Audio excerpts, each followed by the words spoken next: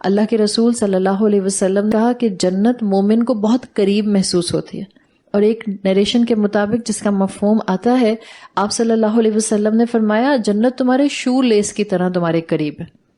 آپ کے جو جوتے کا تسمہ ہوتا ہے وہ آلموسٹ آپ کے کتنے قریب ہوتا ہے. اللہ کے رسول نے کہا جنت اتنی ہی قریب ہے، بس مومن اس کو اسپرچولی محسوس کرنا شروع کر دیتا ہے. پھر ایک اور حدیث اللہ کے رسول صلی اللہ علیہ وسلم کی آتی ہے جس سے پتہ چلتا ہے کہ جنت کا راستہ قرآن کی محفل میں بیٹھ کے آسان ضرور لگتا ہے. یہاں بیٹھ کے بہت آسان لگتا ہے، جب آپ واپس گھروں میں جاتے ہیں تو مشکل لگنے لگ جاتا ہے، حقیقتاً لگنے لگ جاتا ہے. امپاسبل نہیں ہے، ہاں مشکل ضرور ہے.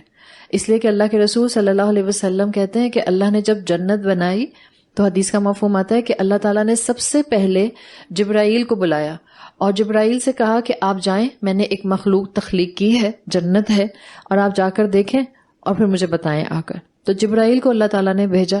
اللہ کے یہ فرشتے جبرائیل گئے، انہوں نے جنت کو آبزرو کیا، واپس آئے اور جہاں جنت کو دیکھ کر آئے تھے فل آف گرینری. جنت کو جنت اس لیے بھی کہتے ہیں، جیم نون نون اس کا حروف اصلیہ آتا ہے جس کو آپ روٹ ورڈ کہتے ہیں. جیم نون نون سے ہی جن بنا ہے. جن کون ہوتا ہے؟ آپ کہیں جن نہیں پتا کون ہوتا ہے؟ جن وہ جو چھپا ہوا ہے، آپ کو نظر نہیں آتا، انویزیبل.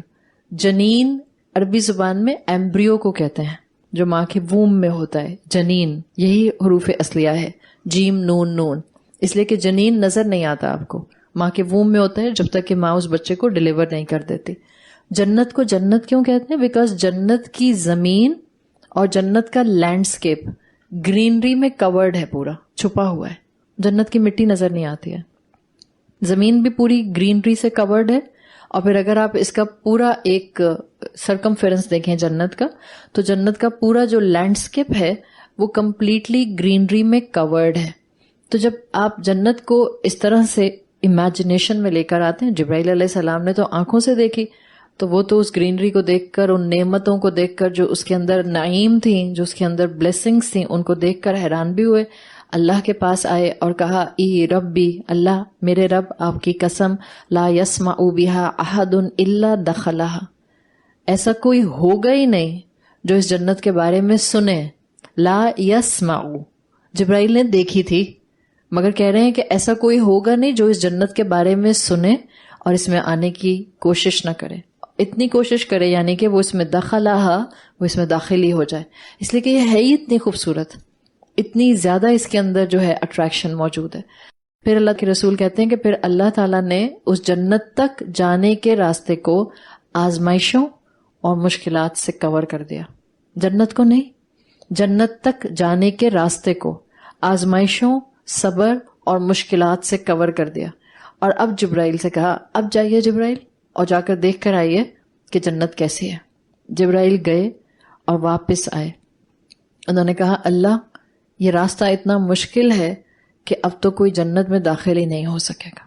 It's completely impossible. آزمائشیں ہیں، مشکلات ہیں. پھر اللہ تعالیٰ اپنے حبیب صلی اللہ علیہ وسلم کے ذریعے ہمیں بتاتے ہیں کہ اللہ کے رسول نے کہا پھر اللہ نے جہنم تخلیق کی اور جبرائیل سے کہا کہ جا کر دیکھیں. جبرائیل ایک نظر جہنم کو دیکھ کر آئے اور آ کر اللہ کو کہنے لگے کہ اللہ ایسا کوئی ہوگا ہی نہیں جو اس کے بارے میں سنے اور اس سے بچنے والے کام نہ کرے. یعنی کوئی بھی اس کے بارے میں سنے گا وہ کبھی بھی اس میں آنا نہیں چاہے گا. پھر اللہ تعالیٰ نے جہنم تک جانے کے راستوں پر آسانیاں، خواہشات اور ایز رکھ دی، آپ کی بہت سی خوشیاں رکھ دی. پھر جبرائیل سے کہا جائیے جبرائیل اور جا کر جہنم کو دیکھ کر آئیے. جبرائیل گئے اور جب واپس آئے تو انہوں نے کہا اللہ کوئی اس جہنم میں جانے سے بچ نہیں سکے گا. اللہ نے کہا بچیں گے وہ جو کہ فلاح پانے والے ہوں گے. اور اس کے بعد اللہ کے رسول صلی اللہ علیہ وسلم کہتے ہیں اللہ نے جنت سے کہا بولو اے جنت کون تم میں داخل ہوگا. جنت نے کہا قد افلح المؤمنون، مومن وہ جو فلاح پانے والے ہوں گے وہ اس میں داخل ہوں گے. جب جنت نے یہ الفاظ بولے تو فرشتوں نے اور جبرائیل نے کہا طوبی لکی منزل الملک، ان سب لوگوں کے لیے بہترین بشارت ہے جو جنت کے بادشاہ اور جنت کی ملکائیں بنیں گے. جنت کے بادشاہ اور جنت کی ملکائیں دنیا کے بادشاہ اور دنیا کی کوئنز نہیں ہیں. جنت کے بادشاہ اور جنت کی ملکہ وہ ہوں گے جنہوں نے اپنے آپ کو اس زمین کے اوپر اللہ کی فرما برداری پر فکس کر کے رکھا ہوگا، جن کے لائف سٹائل میں گناہ نہیں تھے، جن کی زبانیں کنٹرول میں رہتی تھیں، جن کے مزاج کنٹرول میں رہتے تھے، جن کے اندر عبادت میں دوام ہوتا تھا، جو ہر وقت اللہ کی فرما برداری کی کوشش میں لگے رہتے تھے.